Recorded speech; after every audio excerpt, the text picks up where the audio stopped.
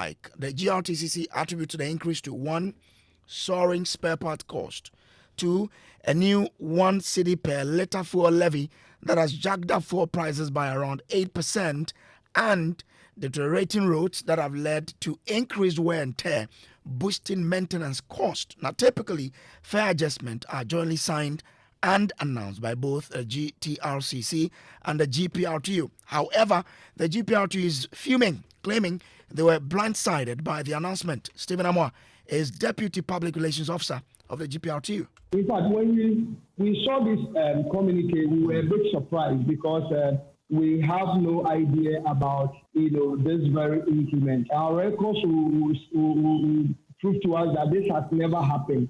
That only GRTCC will come out with a communique, for increasing transport fares. When we saw this communique, we were a bit surprised, for GRTCC coming up with this communique. Number one, it's very new to us, and two, we are not part of, whatever agreement that they have. We were not informed as we normally do. Nothing of that sort came to us as GPRTU. It means that we are not informed. Now, Mr. Amoah also urged calm among its members, insisting they should not implement the new fares until leadership engages the Transport Ministry and the GTRCC.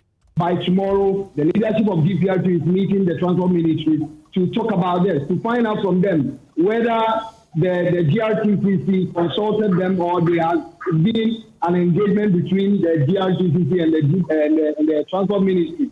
If not, then I believe the Transport Ministry has to call a meeting to invite the GRTCC. Then we talk about it before the Friday. Else, it's going to create a lot of confusion because GPRTU, undisputedly, we are the largest transport organization in the nation, and all these small, we give that to them. So when things of this, something like this happens, we do invite them. They will sit down with judge. So that is the kind of work we are going to do, and we believe before Friday, all the tension come down, then we'll come up with what we are supposed to come up with. But before then, what we tell our members that they should all come down. Nobody should go ahead and think of increasing transport fares. We are working things together. If it comes up that we want to increase transport fares, we'll come up with a joint communique. Then the public and the drivers will also know it. But the GTRCC is firing back, accusing the GPRTU of betrayal during discussions over the controversial 1 cedi fuel levy.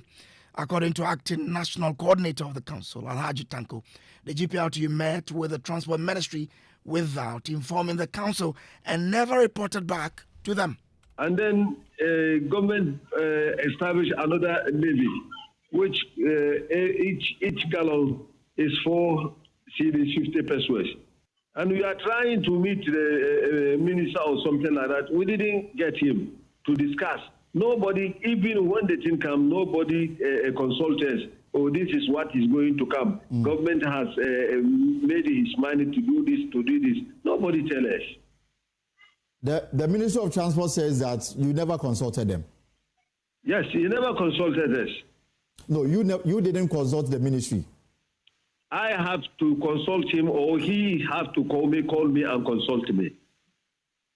When he want to do something against about the transport, he have the right to call me to tell me this is what is going on. This is what we want to do. But not me, I will call him. No, there is a GPRTU, there is a Ghana Road Transport Coordinating Council.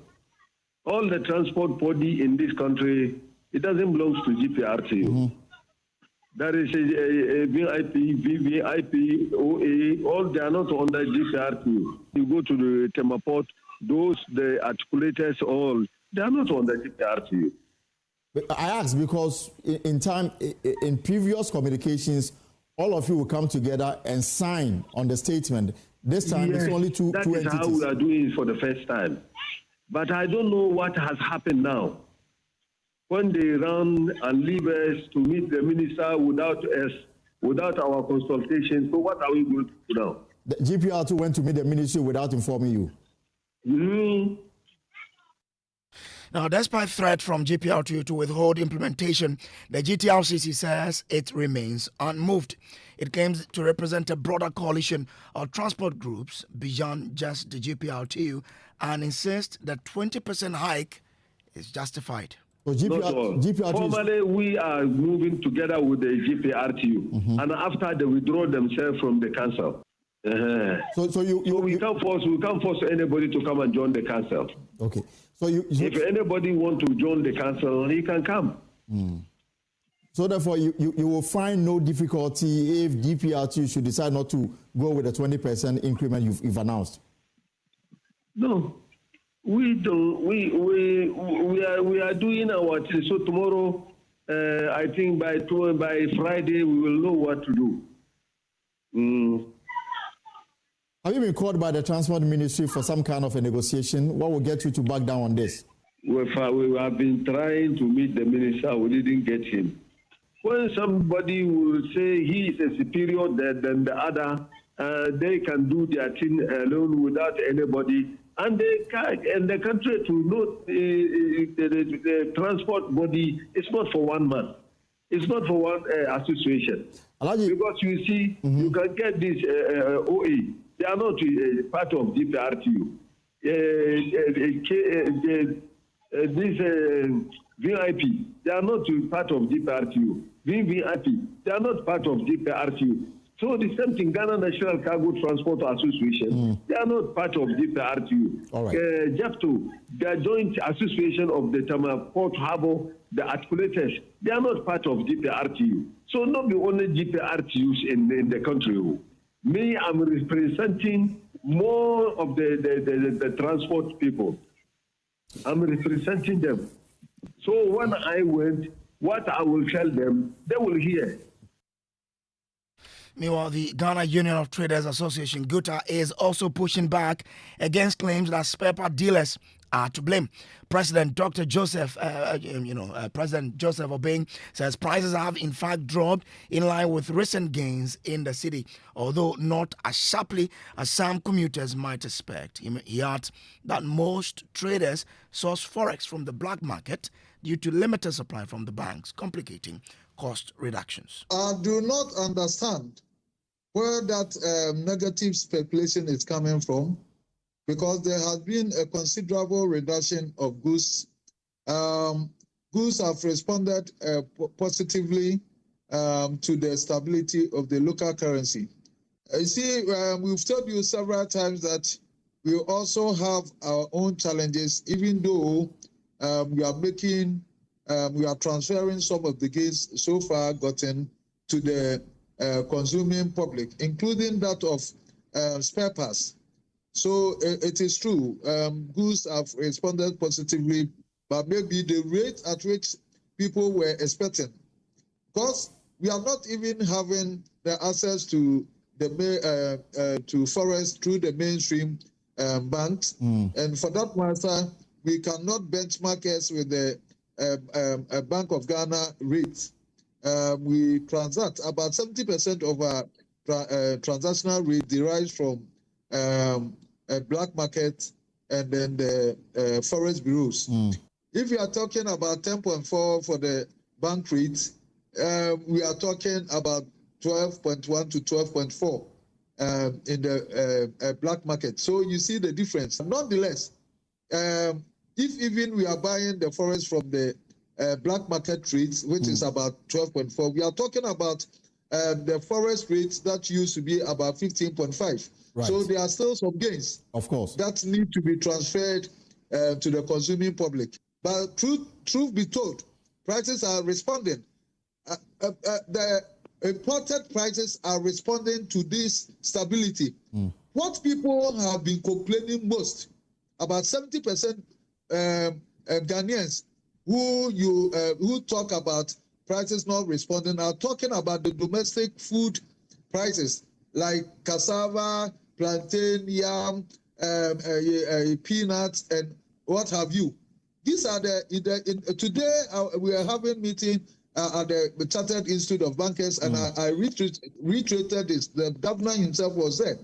And so these are the areas in the food inflation basket the food items, the domestic items, that is not responding positively to the prices. Well, so that is GUTA there denying that they have a role to play in this whole thing. We will be speaking to all the stakeholders involved in this particular, development here on Top Story on Joy 99.7 FM, also live on Love 99 and 0.5 FM in Kumasi.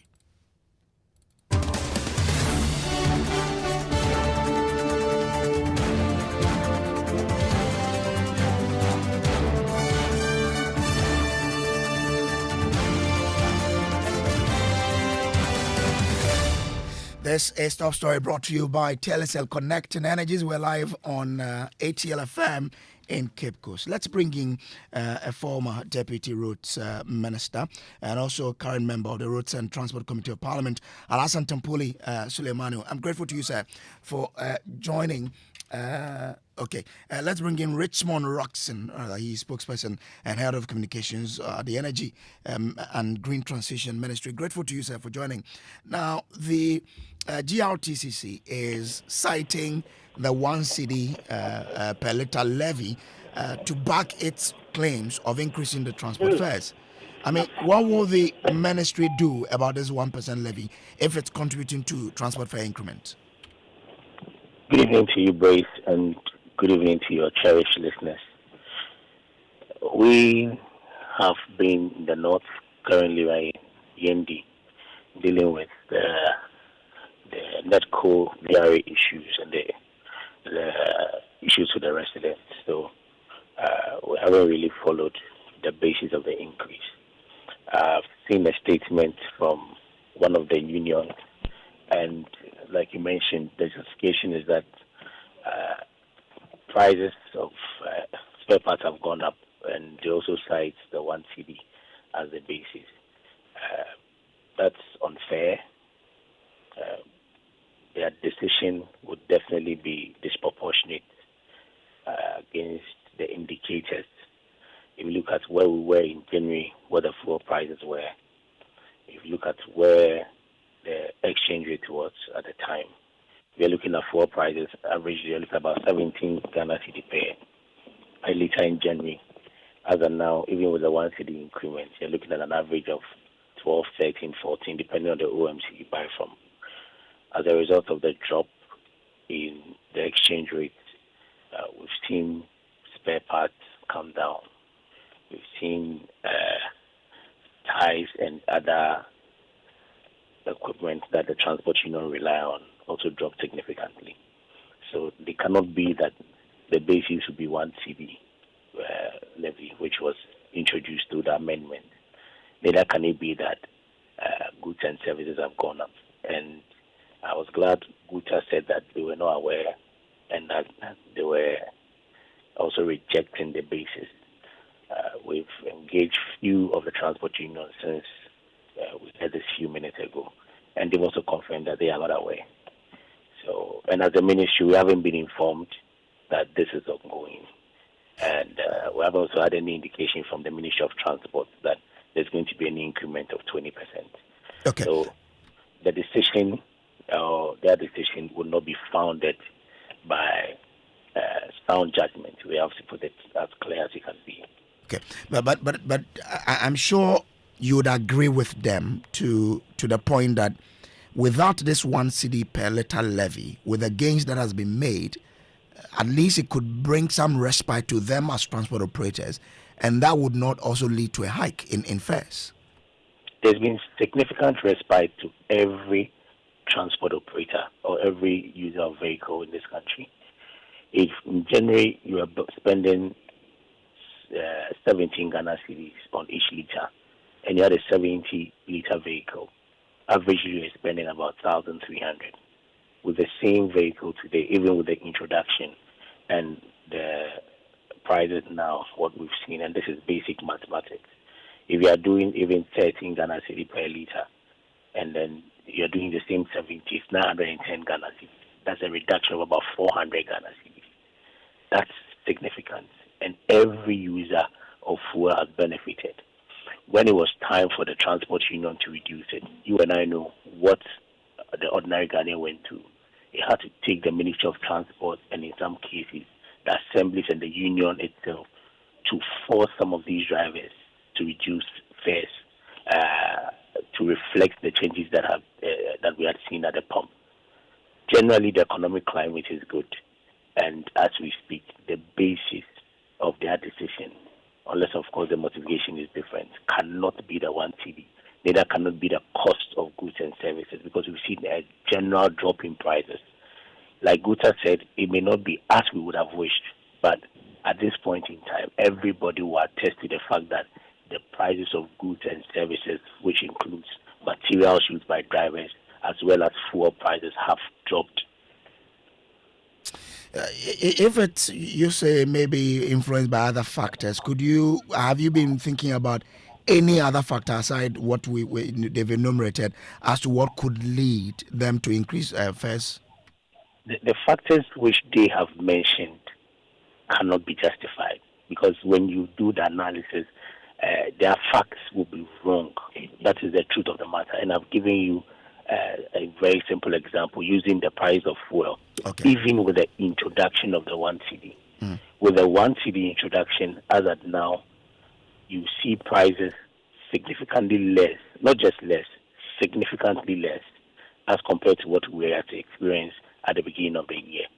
So how can you increase fares by 20%, which may take you even above what we had in January, when generally all the factors and indicators that influences the fare prices have gone down. Okay. And that is why I make the point that unless, of course, their motivation is something else, if their motivation is the indicators which has been the basis of how fares are determined over the period, then their facts definitely will not support the increase of 20% as they proposed. Richmond, do stay with me. Let me bring in Alhassan Tampoli Suleimanu, who is member of the Roads and Transport Committee of Parliament. He's dealt with these unions in the past as Deputy Minister of that particular ministry. Grateful to you, sir, for joining us here. Now, with where we are, the GRTCC says, I'm going to increase it. GPRTU says, we won't regard it. The ministry said, well, that cannot be justified. How do we address this? Good evening, and good evening to your listeners.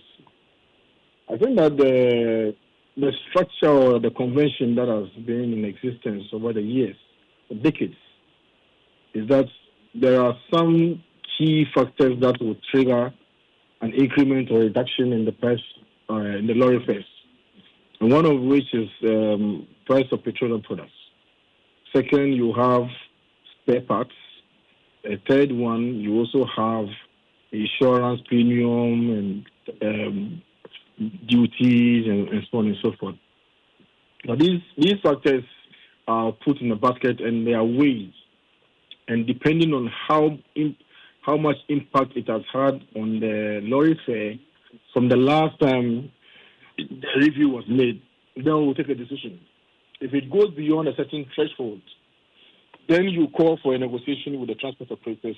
In this case, you have the GPRTU and then the GRTCC. So the Ministry of Transport would invite them and we'll have a conversation. And we negotiate. So first of all, we have to determine whether there is a need for a review, upward or downward, based on all these parameters. And then second, if there is a need for a review, how much in terms of percentage should it be? These are established, conventions that have been put in place. Now, in this case, from what I'm reading, the GRTCC is reported to have said that the Ministry of Transport has not engaged them. Yes. Or they haven't been able to get the minister. I don't know whether that is correct. If that is correct, then that's rather unfortunate. Because I would think that it's the ministry that should even reach out to them and then try to understand their circumstances and then appeal to them and then confront them with objective figures. If there is need for us to have an increase, then the ministry will put their piece across. But in this case, there is a break in communication from what I read. So if the ministry is not engaging them, I don't know how else the GRTC is supposed to engage the ministry. So their point is that GPRTU met with the ministry over the 1 cedi per litre levy without consulting them. And the GPRTU didn't also report back to them since then. And that's why they're also deciding to. Like I said, the convention has always been that we engage both unions. We engage at the same time, at the same meeting. So they all put their case across. And it hasn't been the case that they are all agreeing on the impact of the review. They come to meetings, different groups have different figures. GRTCC will be looking for a certain increase, GPRTU will be looking in another direction, and there's another group called Concerned. They also come with their own figures.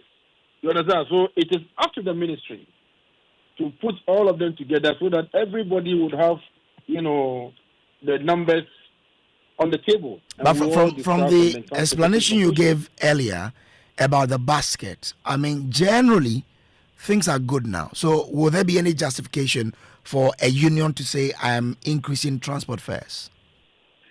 Don't forget, from the statement that GRTCC issued, they have made reference to an earlier reduction in the lorry fares in May, 15% reduction. Now, it is subsequent to that the Dumso levy was imposed. So what is the impact of the Dumso levy? That is what the ministry should be engaging them about. I haven't seen in a long time that the ministry or a levy will be imposed or tax will be imposed that will result in 1 cedi increase in the price of petroleum products, except for the prices on the international market and exchange rate differential. But a levy or a tax that will lead to 1 cedi increase in the price of petroleum products, I haven't seen it in a long time. So definitely it has an impact. And it's up to the ministry and then the various stakeholders to go and have a sit down and then engage. Well, but yeah, you make the point that there was a reduction in fare price before this levy was introduced. But if you look at the basket, how much has this levy impacted it such that it will warrant an increment based on the explanation you gave us earlier? The levy has impacted 8%. Not up to 10%. Since the levy right? was introduced, the next window after the levy was introduced, there was an increase. You understand? So that's why I'm saying they have to engage them. If you decide to shut your door at them, then they will go ahead and then do what is right for them. They are business people, all right? What the ministry does is to consider the interest of the general public, the commuting public, consider the returns on investment on the transport operators, and also to consider, how much it will impact, government policy as far as inflation is concerned. So these considerations are very, very important as far as the negotiations are concerned. So I'm thinking that, the GRTCC is left with no other option than to proceed along the way that they are proceeding. But it looks like GRTCC is alone here. GPRTU says we are not joining. If that be the case, there could be... That's not an entirely new situation. Okay. It's been happening before. Sometimes GPRTU will agree, GTRCC will come on board, and then Concern will say no. And then they proceed to go and increase. Sometimes GRTCC is agreeable, GPRTU is not. So this is not an entirely new thing. All right. So the way to deal with it is for the minister to engage them, right? Easily. All right, I'm grateful to you. Alhassan Tempuli Suleimanu is member of the Road and Transport Committee of Parliament. He joined us there. Roxanne Richmond is still with us. So Roxanne, is it the intention of the Energy Ministry to engage, even though you are not the Transport Ministry, but to have a sit down with them to see how this can be resolved? Have you contacted the Transport Ministry to try and intervene in this? Bruce, as I said, we are currently in Yendi. And we got notice of this reported increment, which we understand should commence on Friday. And so immediately we'll contact the Ministry of Transport and then as government to take steps to engage them to ensure that the people of Ghana are the center of our decisions. Our decisions must not be any other motivation as a people. We must not concentrate on ourselves. Our decision decisions must always to be the priority. We must prioritize the people of Ghana, the public, by rendering service that will be beneficial to them. And so we'll ensure that government engages them, and I'm sure that at the end of the day, this decision will be rescinded. I'm grateful to you, Richmond, for joining. Now, we've also been joined on the line by Alhaji Tanko Mohammed. He is acting National Chairman of GRTCC. Grateful to you, sir, for joining. I mean, if you look at the basket and from the education we've had, your decision to increase, transport fares doesn't seem to be justified, really.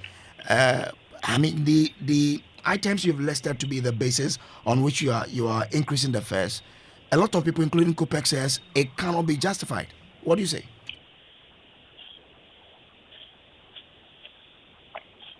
Hello, Alaji. Yes. Yes, I'm asking that You're asking me? The reasons you've given, really, the 1 cedi per litre fuel levy and all of that, the spare part, the GUTA says they've reduced. The levy, according to the ministry, is not something that could lead you to increase fares. So what is the actual reason for your increase? The actual reason for my increase, for our increase? Of course, yes. Yes. I told you, we have already reduced 15% from our charge, and then government brought another 1 cedi per liter. My people are suffering for that. I mean, COPEC says, and I quote, the above argument, though true, cannot and should not be the basis for punishing the suffering Ghanaian masses, as the overall effect of the new 1 Ghana cedi levy is still not sufficient to wipe out the sustained reductions recorded at the pumps over the past couple of months. So really, let Ghanaians appreciate what really is making you say your people are suffering, such that you're increasing fares from Friday. We are increasing the fares. We are increasing the fares on Friday. Yes, we are increasing the fares on Friday. Based on what? Based on what we are paying for the levy. The 1 cedi levy? Yes. How much has it impacted on the whole, the factors you consider before you increase the fare? If I buy 2 drums which is 100 gallons, how many do you think that government would detect from me? 200 gallons or 100 gallons. How much if I'm going to pay any gallon for 4 cedis, 50 pesos? Can you count it for me? Apart from the tax which I'm paying, apart from everything which I'm doing. Tell me. How much? I'm buying diesel, about 100 gallons. If I buy 100 gallons, each gallon I pay 4 cedis, 50 pesos times 100. Well, Alaji, I'm grateful. Some people can buy 2 gallons or 1 gallon or 3 gallons, 5 gallons. We don't talk about that one. Okay. We talk about the highest. I'm grateful to you, Alaji. How can the government will call people to explain to them that this is what government want to do, and then forget the rest of the people? You don't mind them. He didn't say anything to them. Well, Alaji, you seem to be alone in this. We see how Friday goes. But will you be willing to attend if the minister calls on you to come for deliberation? Doesn't matter. If the minister calls us, want to meet us, we are ready. Okay. Would that cause you we are ready to meet him and to explain everything. Okay. Even we have already go there. We wanted to meet the minister. They say the minister has traveled. We wait until he comes. The day he comes, he said we should come Monday, the next day, morning by 8 o'clock. We went to the ministry to meet him. So that day is the day going to read the budget. So the minister, we are waiting for him at the office. He didn't come. He told the chief director to come and tell us that he can't come. He is going to the parliament. Okay, he go. After that, we tried to get him. We didn't get him. So what are we going to do? Okay. Me, I say that if somebody offend you, go and see him and ask him why did he do that to you. Alaji, I'm grateful to you. When we go, we don't get him. When we go, we don't get him. Then we are waiting for a long time. So we have to do something which will help us. Well, let's see how it goes because GPRTU is not with you, and I wonder how you're going to do this. But we'll watch how Friday will go. Our party is not for GPRTU cars. Okay, I'm grateful. Thank you very much. Alaji Tanko Mohammed is acting national chairman of GRTCC. This has been Top Story brought to you by Telecel. Connecting Energies. Up next is Newsnight.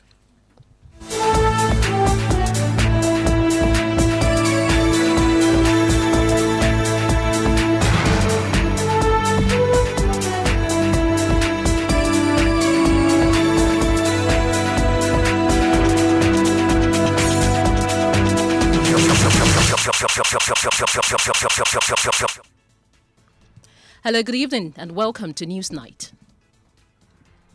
The news is live on Joy 99.7 FM in Accra, Love 99.5 FM in Kumasi, and over 30 affiliates across the country. Coming up tonight, National Identification Authority unleashes big stick, shut down Ghana Revenue Authority system over a 376 million CD debt, and formally writes to Data Protection Commission seeking permission to delete its data from GRA service in a bitter standoff between the two government organizations.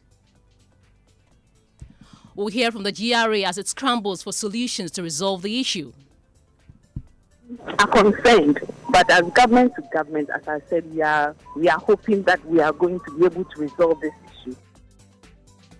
Also coming up tonight, armed army officers involved in the assault of Joy News journalist Carlos Coloni placed in the military guard room, an indication that internal disciplinary proceedings may be underway. I'm told, and I can inform you, that the military men are in guard room now and investigations are going on.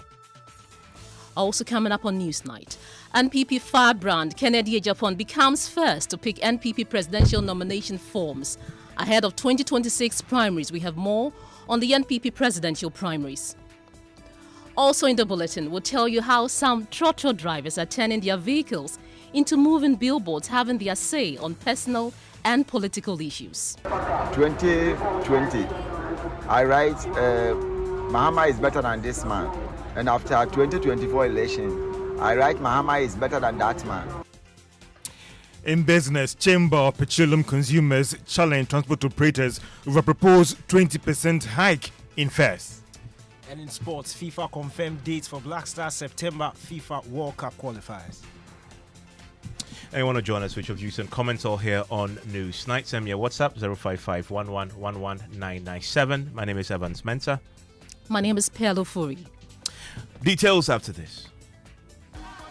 Small money day, big money day, way too much money day. Telecel too much money promo drop. If you dial *500#, then join them for the Telecel too much money promo inside. You will win 100 Ghana cedis cash for the daily draws, 20,000 Ghana cedis for the weekly draws, then 1.2 million Ghana cedis for the grand draw inside. That be 1.2 million Ghana cedis. You for just reload airtime, then get points with it make you win. Make you dial *500# or go the Telecel Play up top. Then book inside riders give the Telecel too much money promo. Terms and conditions apply. Telecel, connecting energies. This promo will be NLA where they regulate them for the Caritas Lottery platform top. Couldn't sleep at night.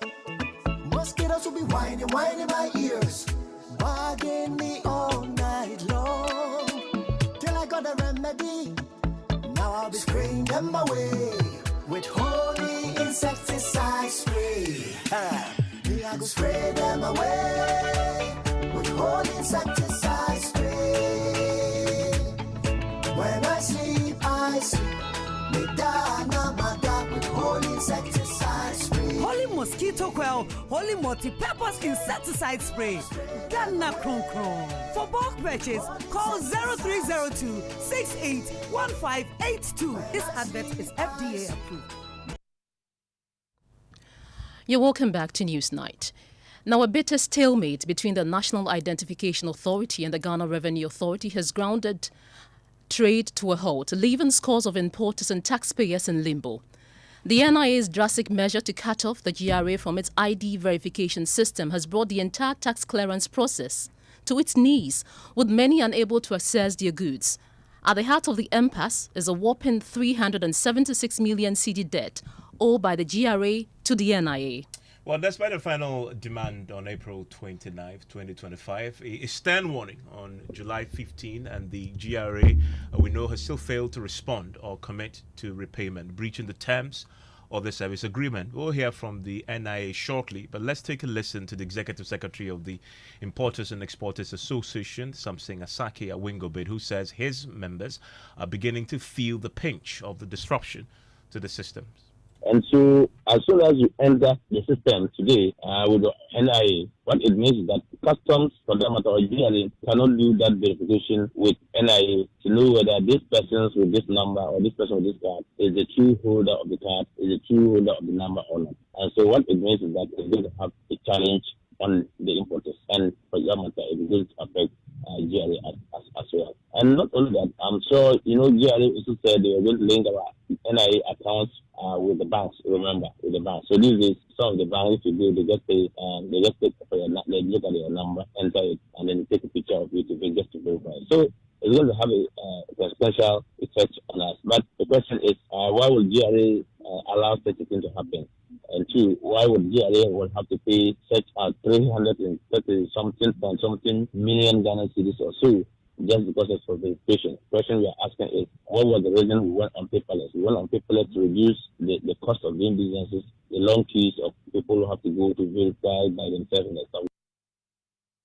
Now, speaking on the polls with Elton Brilby, Head of Corporate Affairs at the National Identification Authority, Williams and Poma Dallas says they have written to the Data Protection Commission requesting permission to delete its data from GRA service. The reason I'm saying we are not happy with it, but we are also running an authority and we need this money to be efficient. It's already affecting our operations. And we've sent series of demand notice to the affected government institutions, and it appears they just overlooked it. So authorities were left with no other option than to disconnect them. As we speak, we have written to the Data Protection Commission to help us get access to the server we sent the bulk data to so we can return our data from the Ghana Revenue Authority. And we are looking forward to meeting them so we can have access to their server and, if you like, delete our data. I mean, and this clearly obviously sounds like you are escalating, for want of a better word, the feud that currently exists between the NIA and the GRA. Interestingly, there's no feud. As we speak, the Commissioner General of the Ghana Revenue Authority is a board member on the board of the National Identification Authority. Right. So there's absolutely no feud. But as I indicated earlier, we are operating a system, and that system needs to be maintained. We can only maintain it through the service charges we are getting from these institutions. Right. There were 3 government institutions that were heavily owing us. Apart from the GRA? Yes, aside the Ghana Revenue Authority. National Health Insurance Authority, they were owing us about $58 million. The Passport Office, about $20 million US.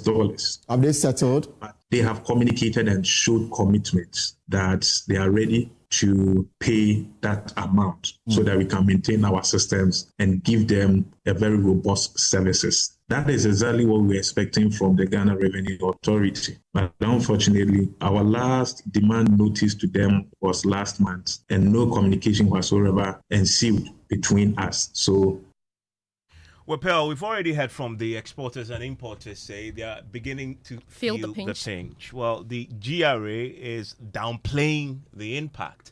Listen to the Deputy Commissioner in charge of Communications and Public Affairs at the GRA, Florence Asante. She says, the impact of the NIA cutting off its ID verification systems, they acknowledge it, but it has been minimal. Collecting data, we house them in our offices, etc. So we've had this agreement for a while. Some time back, NIA decided that we should pay for the cost of the data that they are giving to us, so that they are charging us per each person that they have registered and they are sharing the data with us. And I think that what NIA gave to us was something we're not expecting. I'm not going to mention details. All I want to say is that 2 government agencies are involved in this thing and that we are talking together, trying to resolve the issue because it's the same government. If GRA owes NIA, it means that the money goes to government. So we are resolving it at that level.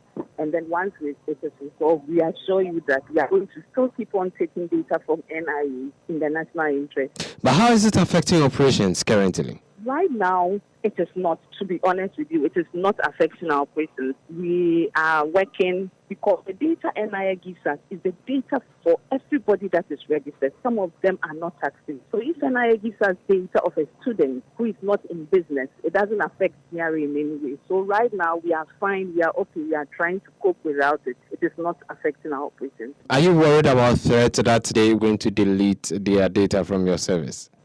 We need information to work, and you know that once we have information on taxpayers, it helps us profile them better, register them for tax. We are concerned, but as government to government, as I said, we are hoping that we are going to be able to resolve this issue, and then we'll be going back to working. And that day is the public affairs manager at GRA speaking to us about the impasse that has led to the NIA cutting off the communications with the GRA systems when it comes to the NIA data. And we've heard from the importers and exporters say it is affecting them. We'll hear from them again, as this sounds pretty unprecedented in 2 state institutions. With one of them having a board member on the other, still fighting quite in the open. Stay with us for more on that. In the meantime, though, we're now learning that armed military personnel who were captured on that video assaulting the Joy News journalist Carlos Caloni and his cameraman and an eyewitness during the demolition exercise at the Spinkters Road have been placed in military guard room. Now, the detention comes amid growing public and media pressure, as well as concern from sections of the government demanding swift accountability. Well, as you may be aware, the incident occurred last week while the Joint News team was covering a demolition exercise at Spintex.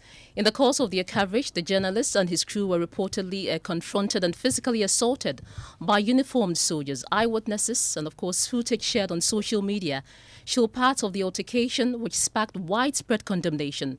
Speaking on Joy News' Newsfile program, private legal practitioner and leading member of the NDC, Ibrahim Amaliba, confirmed that the soldiers involved have since been placed in a military guard room. I saw the beating and I was shocked to my bone marrow because I thought that the police should have been the one supervising this work and not the military. And I'm happy that the president has, his own words, ordered the military to investigate the matter. And I'm told, and I can inform you, that the military men are in guard room now and investigations are going on. But the larger picture is that... That is to say they have been interdicted? Because I'm told that the army don't have interdiction. What they have is to put you in the guard room. Yeah. So that's what I'm told. That's synonymous to interdiction, so to speak. That's why I was so careful not to use the word interdiction. Okay. Now, law professor Kojo Appiaje-Etua has also called on the police to arrest the said soldiers. By the president and so on, I don't think it's necessary. It is just a public show to show that the president is concerned. The law should be applied, and the law says that these guys should be arrested and they should be prosecuted. There is no need for internal investigations by the military.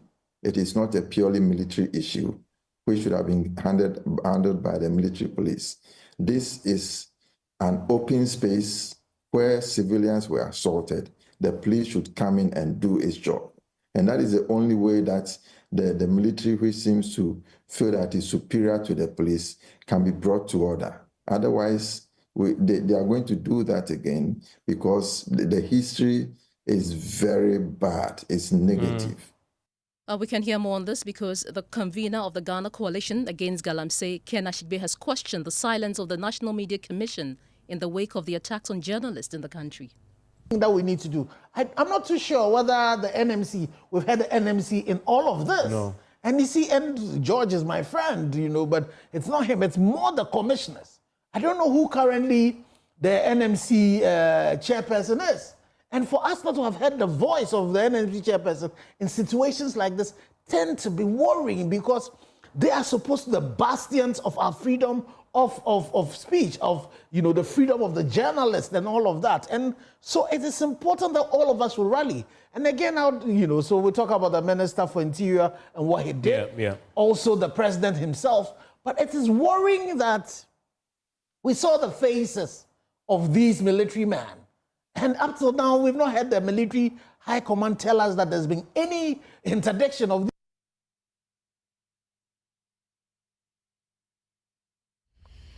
And we'll get you more on this developing story around the assault on Carlos with the officers now we know behind bars in guardroom within the military's own custody pretty shortly, but also getting you additional details on what has been happening with this feud between the NIA and the GRA. Still listening to News Night here on Joy 99.7 FM. And today, Pearl, we've been talking a lot about the transport fares. Exactly. And we've seen the feud that is brewing between the GPRTU and the Ghana, Transport Coordinating Council on whether or not prices should go up.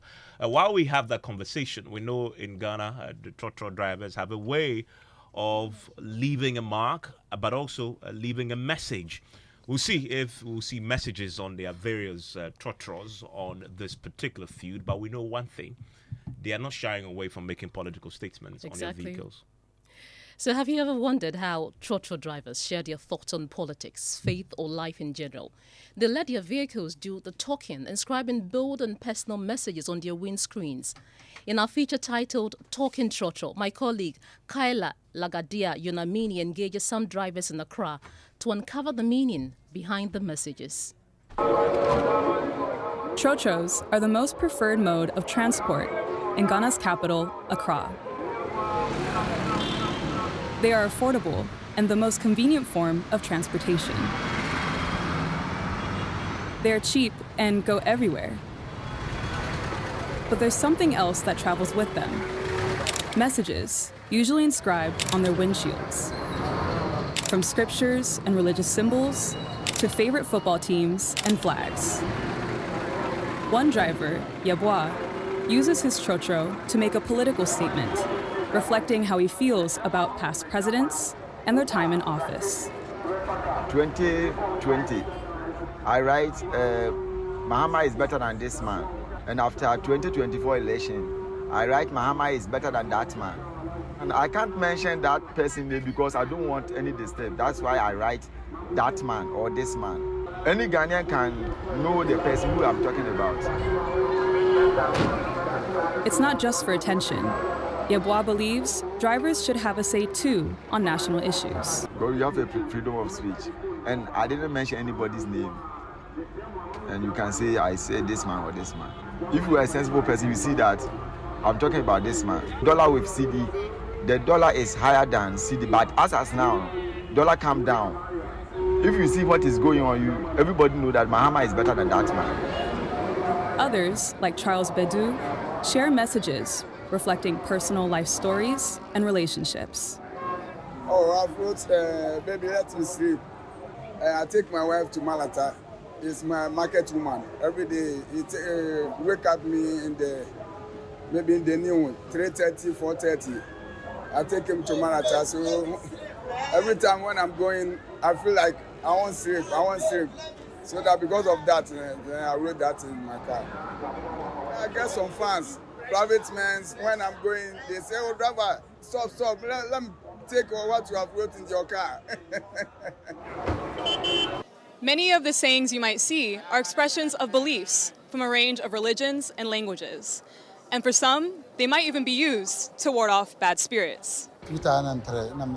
I started driving in 2003.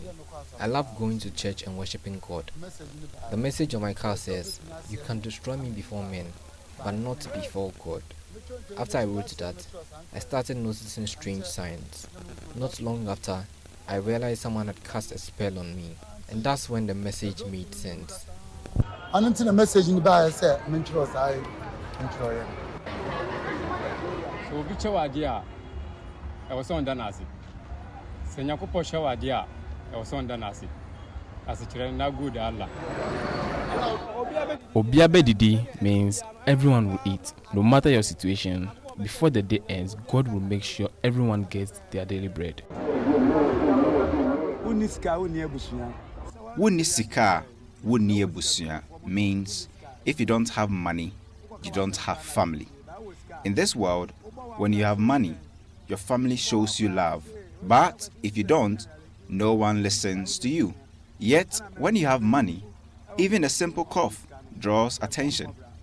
That's why they say, if you don't have money, you don't have family.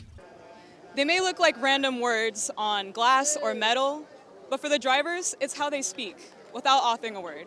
So the next time you see them on the road or at a lorry station, don't just pass by. Read it. It might tell you exactly what the driver cannot. Kaya la Guardia Yunamine, Joy News, Nkrumah Circle, Ghana.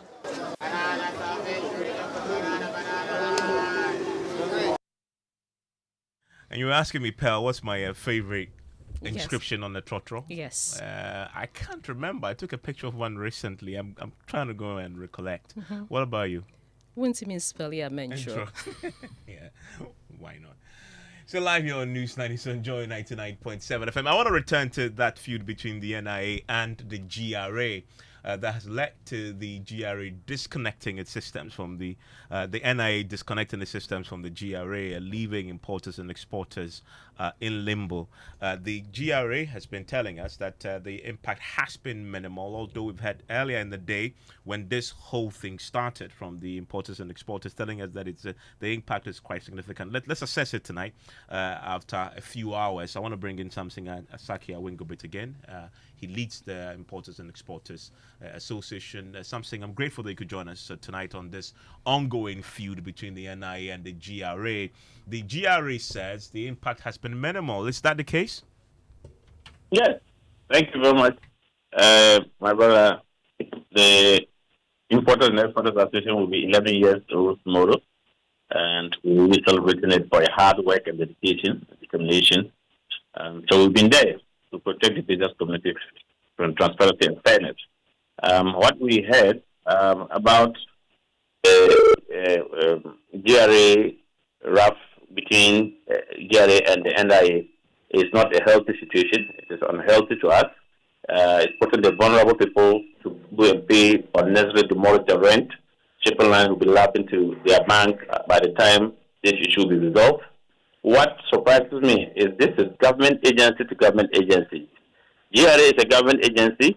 The Commissioner General was appointed by the President to help him steer the affairs of this country for the next 4 years. The Executive Secretary of NIA was also appointed by the same President to help him. And if these two institutions are now having this issue, and at the end of the day, ordinary Ghanaian who want to go to Register General to register today cannot register a company. Ordinary Ghanaian who want to go and open his bank or her bank account today cannot, his ID cannot be verified. Ordinary Ghanaian who want to clear his cargo at the port, first and foremost, you have to go on the web base of the ICOM system. It's a web-based system where you have to enter anybody who want to clear, and I can put it loud and clear. You have to enter your NIA number. It has to go to GRA. GRA have to hit it to. You have to hit the NIA database for you to be verified whether it is Samson Asake, whether the number actually belongs to him, whether the picture is for him, before you can then move on. Even the ICOM itself sometimes have to validate every ID number that comes through before one can proceed to even generate what we call the unique consignment code.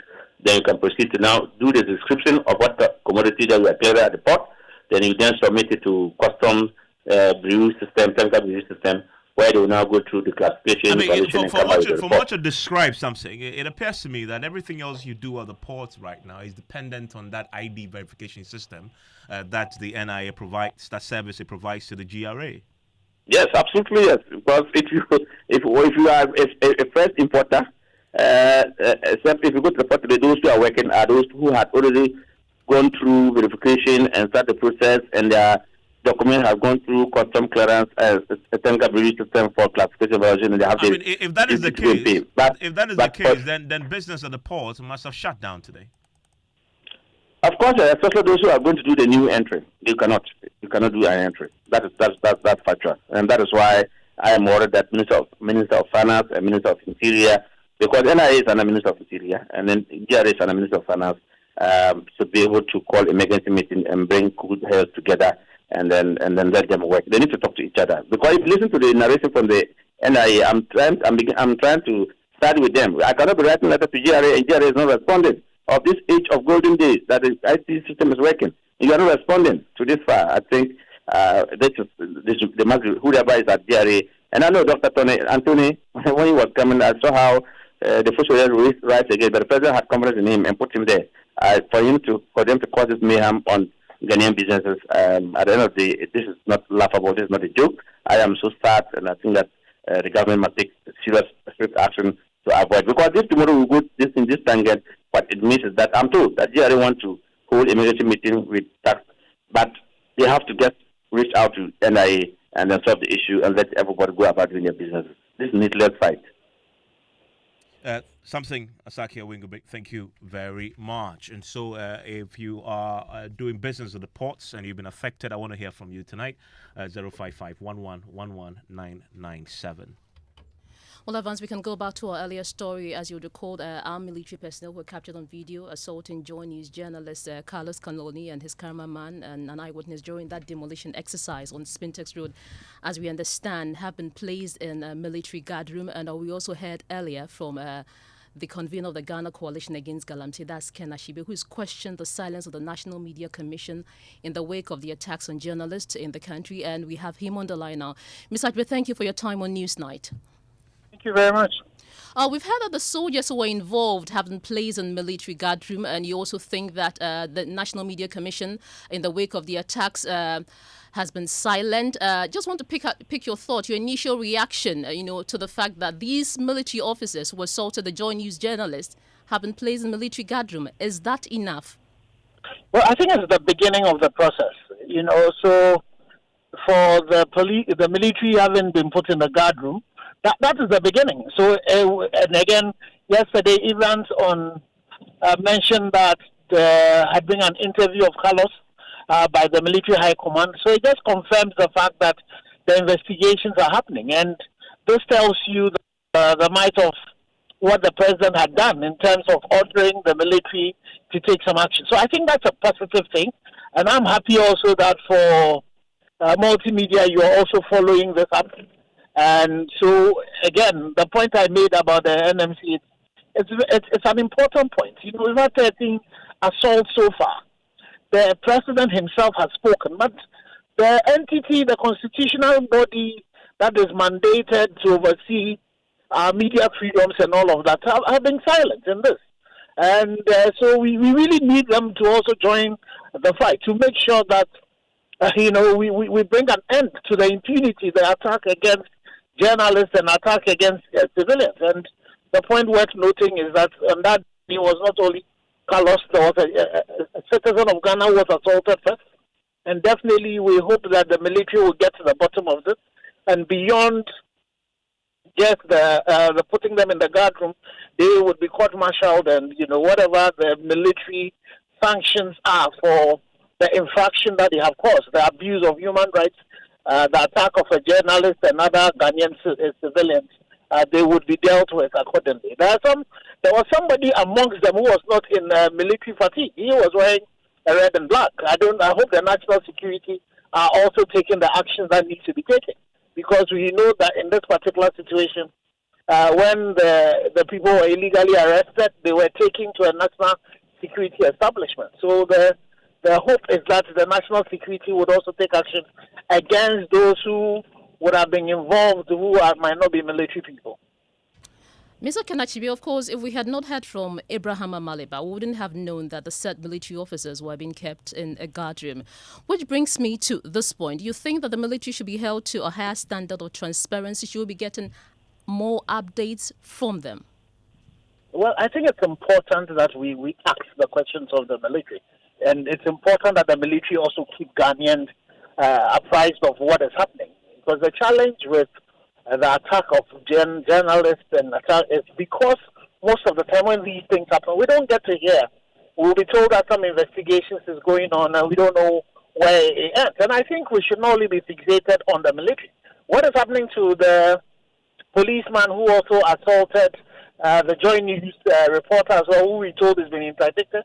What is happening to that case? There was also a political person who had a bandana on, who also assaulted some other journalists. What is happening to all of those people? It's important that we make sure that we get to the bottom of every attack, whoever has done it, not just the military. If the police are also guilty of it, we have some cold cases. The Latif case is a case that is still pending. There is the issue of Pius as well, who was beating during the MPP time. Was shot during the MPP time by somebody who is supposed to be a national security person and all of that. We need to get to the bottom of every journalist who has been attacked. And I'm happy, Joy News, you're following this up. And it should not only be the multimedia branch. Every media house also should be following up on this particular case. We need to get to the bottom of this. We are just in August, and 13 is too many. And we need to make sure that we stop this impunity. And I think that we have a good opportunity with the president himself coming in and asking that this thing should be investigated.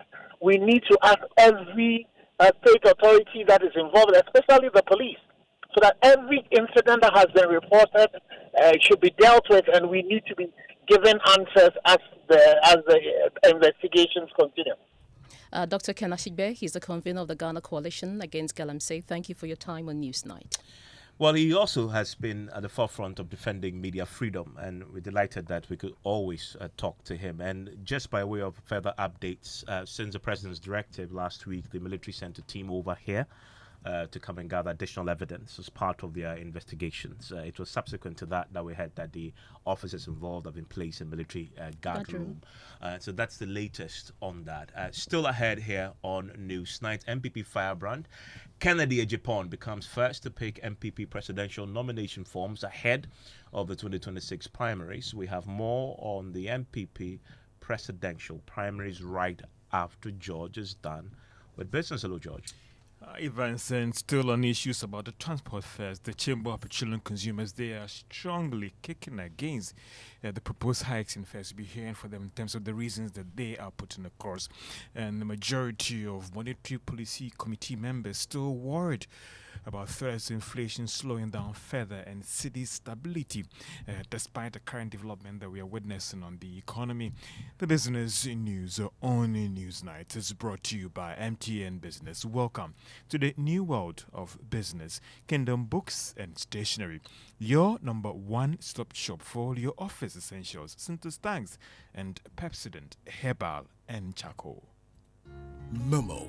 It has made life happen in lots of good ways. Mr. Kwanzaa, Mensah insurance claim no. It has put together beautiful weddings.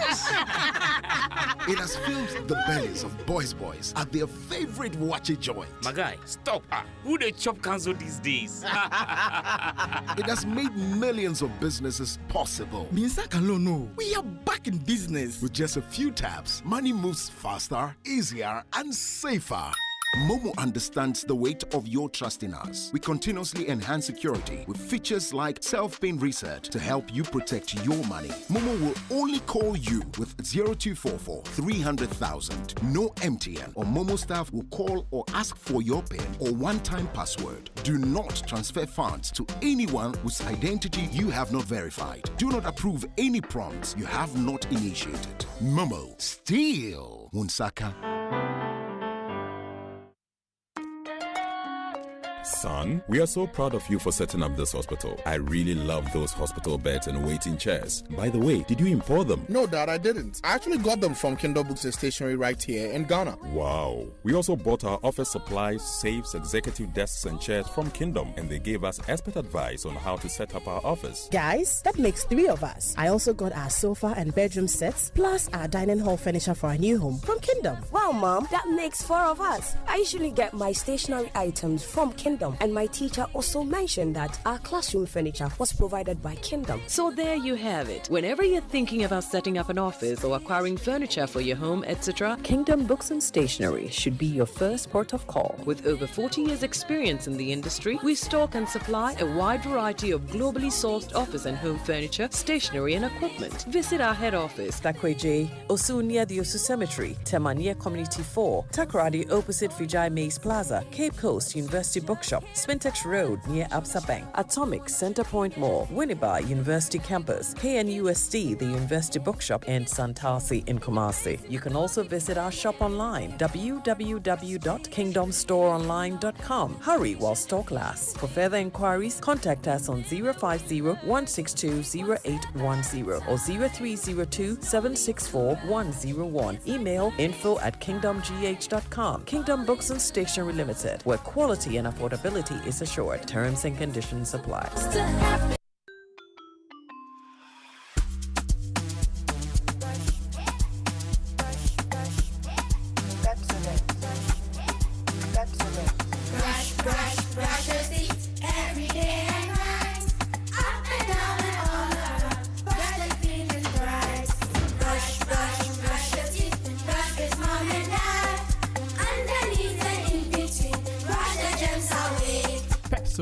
Cavity protection.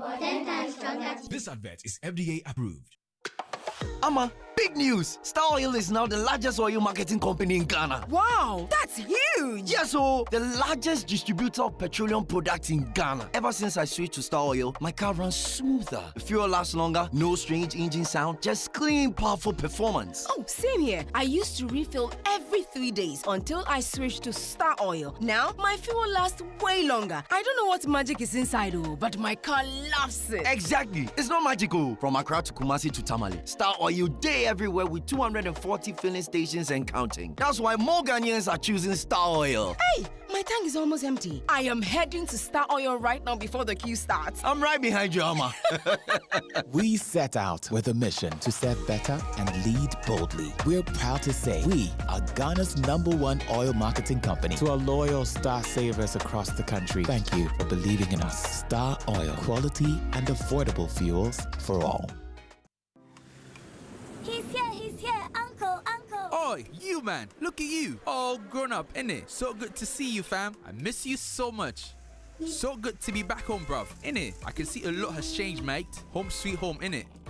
Sit down and let me serve you something delicious. The food is looking good, fam. Of course, some things never change. Just like how Gino tomato mix still gives my food that rich color and unique natural taste every time. Hey, sister. Papupun sanwan kasa. Just like I remember. Inquire. Jollof ne die. Jaika. Eye danka sankasa. Hey, ente dwane na ma ukasa na sisa sisi. Say Gino die. Efie ni fie. This advert is FDA approved. Saswabo,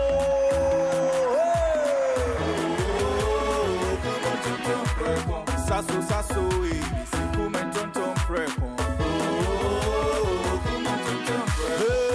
Sasu, Kumenton Preco. Edrana Dramina Buseshe, Yahakasiane Malaria. So spray. Every mosquito started run away. Oh, come on, tom preco. Saso, me say come on, tom preco. Oh, come on, tom preco. Saso, come tom preco. Nani shamne die e demonstranko. This advert is FDA approved.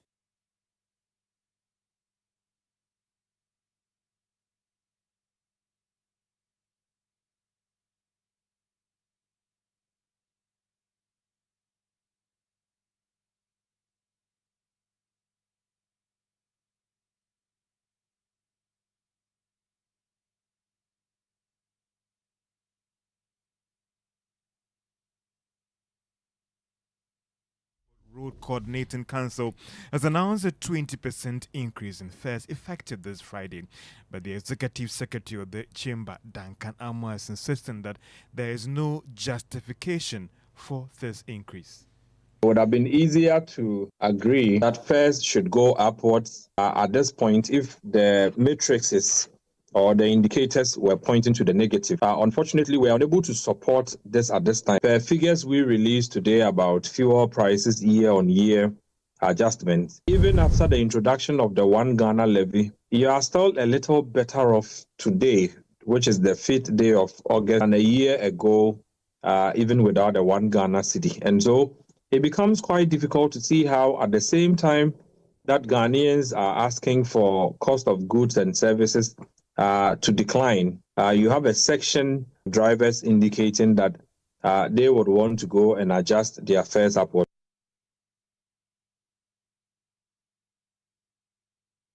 Of the Chamber of Petroleum Consumers, but the transport operators have maintained that they are bent on going ahead with these hikes. They cite the recent 1 cedi levy on petroleum products as a major reason. Let's hear Emmanuel Onhene is the General Secretary of the Council.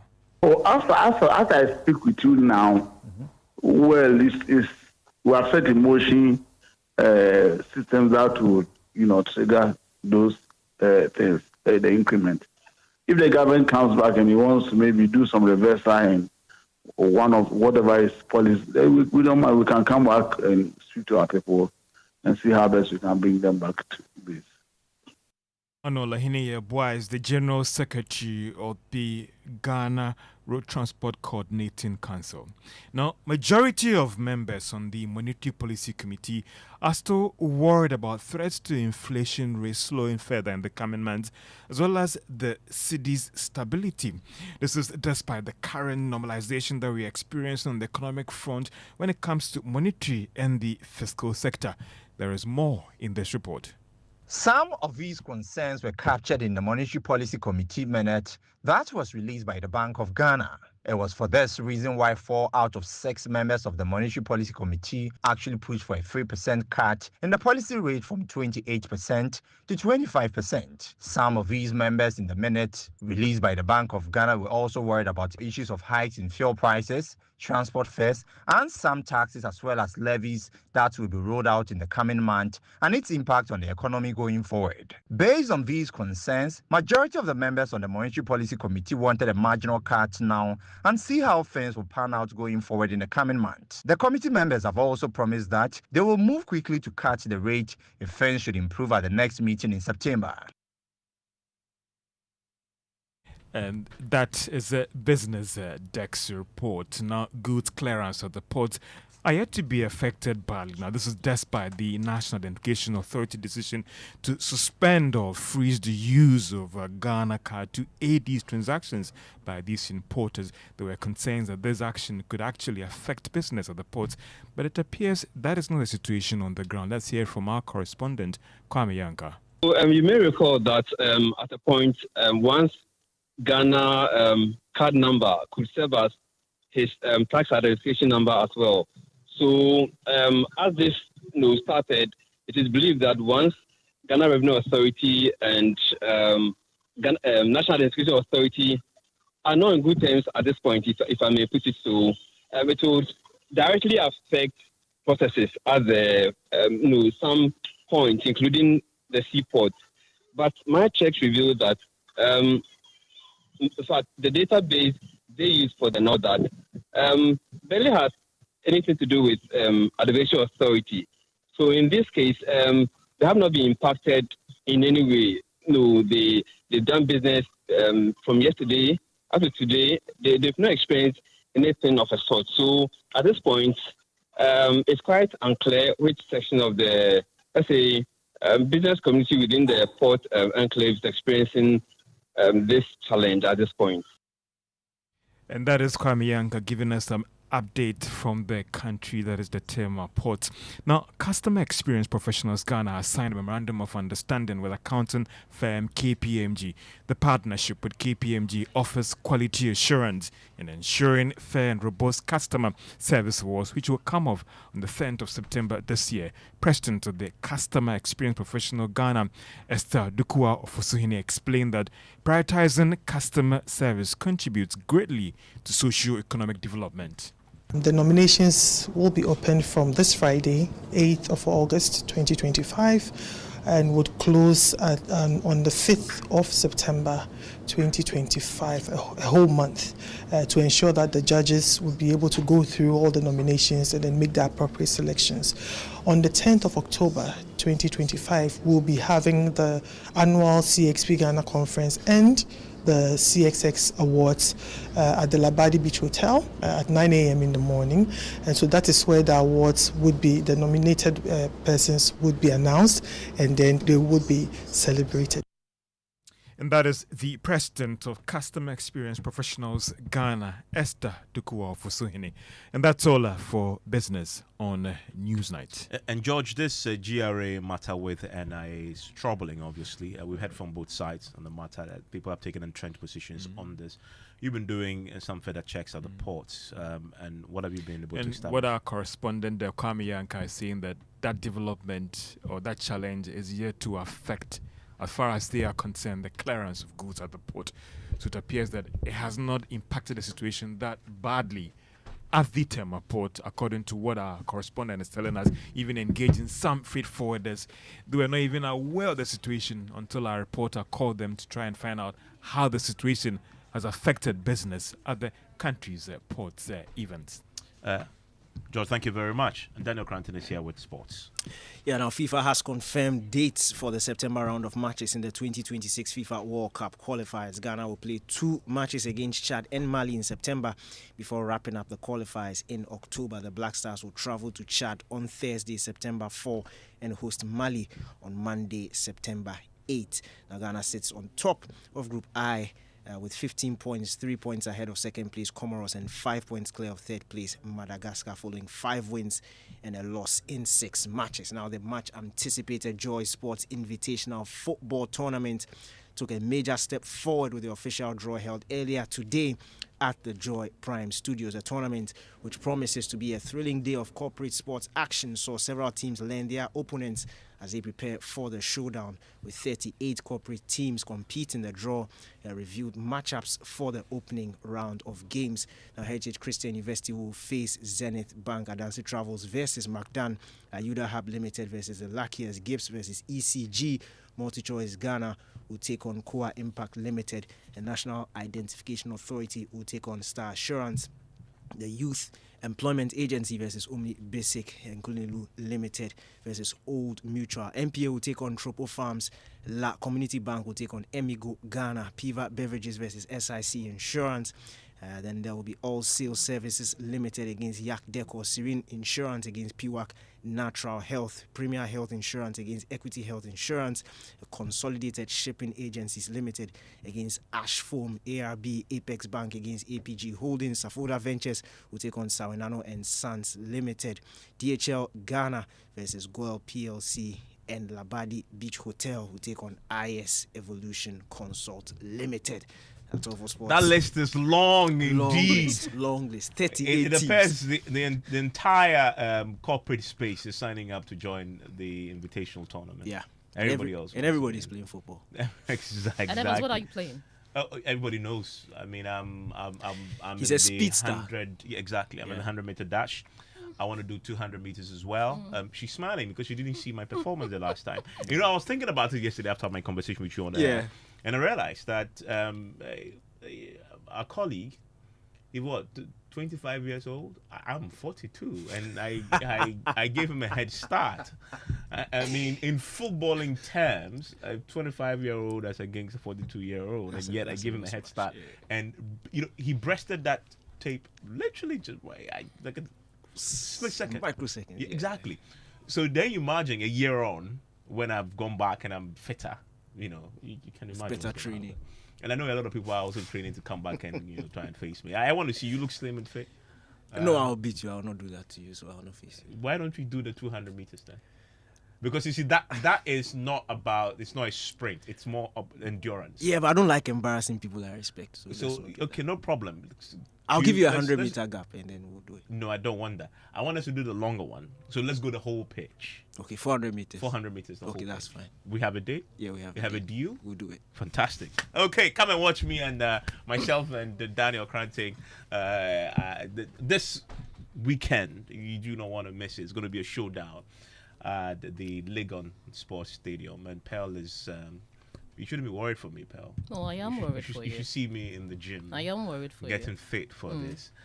Still live here on News 90 on Joy 99.7 FM.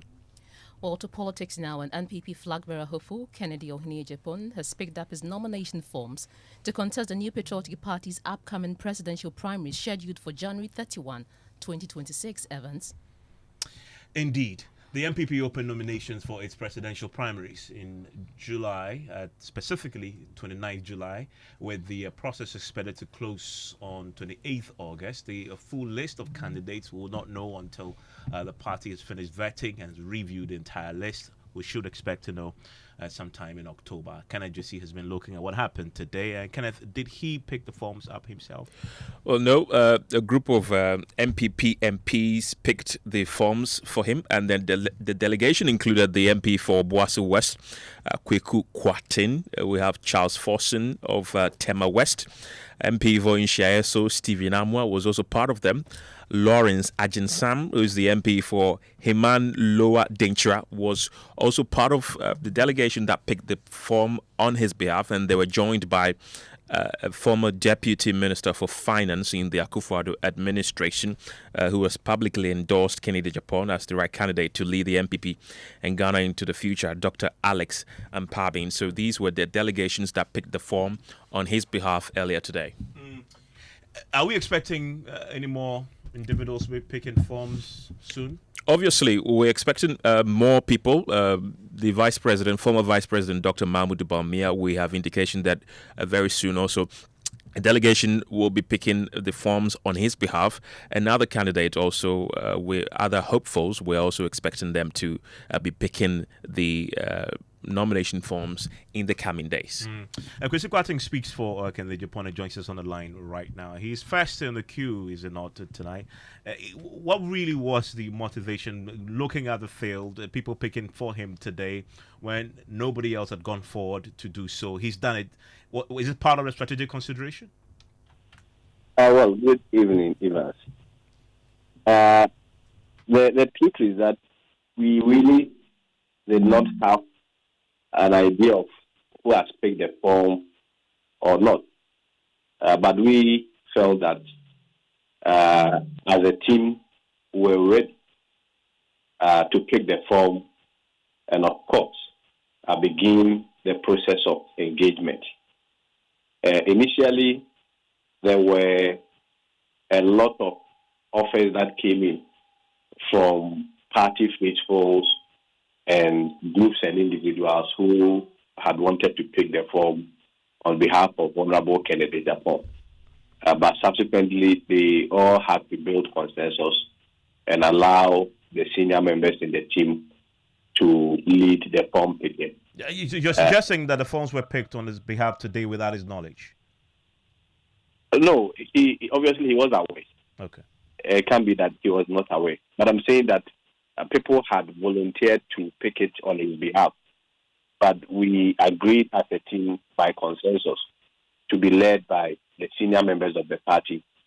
And there's more reason why to do. We find that the delegation that picked on his behalf are largely some members of parliament who volunteered to pick on his behalf. So yes, the team has received the form. We are working on it. And at the end of the day, the broader picture is to take the opportunity of the initiative to go and engage the broader base, which happens to be over 200,000 polling station executives, and sell our vision to them. And we are very hopeful and confident that at the end of the day, we should get a lot on the 31st of January 2026. So yes, I can confirm that the team has picked the form today. In the forms that you've picked now, there's a clear criteria now that he must meet, because subsequent to this, he has to go to vetting. Now that he has the forms, what must he now do across the country to meet the strict requirements that the nomination process dictates? Yes, those processes and requirements are already defined in the forms. And I mean, the good thing is that we have had the experience of having filled the form in the previous primaries where the Honorable Agyapong contested. So that is not really going to be much of an issue. We already have a process and a framework to working on the form. So, I mean, as soon as possible, we should be able to work on it, get all the needed signatories and endorsements, and then make it available for filing. Chris Kwatin, thank you very much. You're still live here on Newsnight. It's on Joy 99.7 FM. I'll be sharing some of your messages on our WhatsApp console with the rest of the world pretty soon. Pal? Now, there are conflicting claims over the feeding situation of WASSCE candidates camped at Nkwanta Senior High School, where 3 schools have been merged due to the conflict there, while the headmaster warned that food supplies are inadequate to cater for the increased student population, now including day students. The municipal chief executive strongly disputes the claim, insisting food was delivered over the weekend. But before we hear from the MCE, listen to what the headmaster told Adom FM's reporter, Obrimpong Owusu. Appeal to the government and also other philanthropies like stakeholders. Yes, we need food because these day students who are in the district, they are more than the borders. And most of them came with an empty hand, there's nothing. So if the school have to feed them, we still need to fall on a few hands that can help us in foodstuffs, in finance or whatever, that they can help us. But the MC4 in Nkwanta South, Joseph Entry, has debunked the claim. He insists there are enough supplies for students from a delivery. He says there are enough supply for students. Pardon me for that. I don't understand, because if we are having 500 students as first year, we have 400 students as second year, and we have 509 as third year, all combined about 1,000 plus students, and we're able to take care of them. And the issue or the incident surrounding Nkwanta conflict, because of that, we are housing some day students in totally making it 846, which you are saying, sir, because the number has doubled, you cannot feed. It's not true. It's never true, and it can never be true. It's not just in Nkwanta Senior High School we're talking about. There's also Community Senior High Technical School and Chabobo Senior High School, at least 3 schools. So currently, when the incident happened, together myself, together the director and the headmaster, the school, and then together with advice from the regional education director, the school was closed down. Currently, we are only housing the third years of Nkwanta, which is 509. You know, one of the things we did was to send our reporter there to try and check with the storekeeper himself. This is what he established when he spoke to him. There's no food. I'm here with the storekeeper here. If he will talk to sir, you are live on Joy News. Hello? Yes, sir. Please, do you have enough food to feed all your students? No, sir. No, madam. How much more will you need? It's not enough, so if you need any support for some place, it will help them, because this it come like unfortunate things. We don't know it will happen like this. There's a student who have to write, so we keep them here to see whether help will come from some place. So as we speak here, I think they brought over less than 100 bags of rice yesterday, a gallon of oil, cooking oil, which is about 25 pieces of it that I counted it to myself. So, and then there was some grain, which is maize and then millet. So that there is a story at the Nkwanta Senior High School, and this is just ahead of the WASSCE, which has started today, and so we wish the students all the best. A few of your messages now? We have a few of the messages on the transport fares, and then this one from this one says, I think we'll take this one from the NIA. I'll start with that. It says, why should the NIA wait for all this years, and why are they acting now? In the last 3 years, why didn't they do what they are doing now? Is it because the NDC is in power? And are they doing that to make the government unpopular? We'll now take a message from the increment in transport fares, which we understand will take effect on Friday. It says the transport units should always unite with each other in order to have a concrete agreement about the welfare of its members. We can also help passengers plan well to avoid frustrations. And that's from David McLean in Binduri. Evans? And Peps is here with Geek Squad. Hi, Evans. What are you talking about? A lot of students are on break now, some on vacation, and for some parents, they are probably wondering what they can be doing within this period. So we'll be talking about some websites that they can be learning, different tech skills to enhance whatever knowledge that they already have. Okay, great. And just a perfect way to wrap up, especially on the back of the Nkwanta incident. If your child is one of those going on vacation, please stay tuned and listen to the Geek Squad. Enjoy the rest of your evening.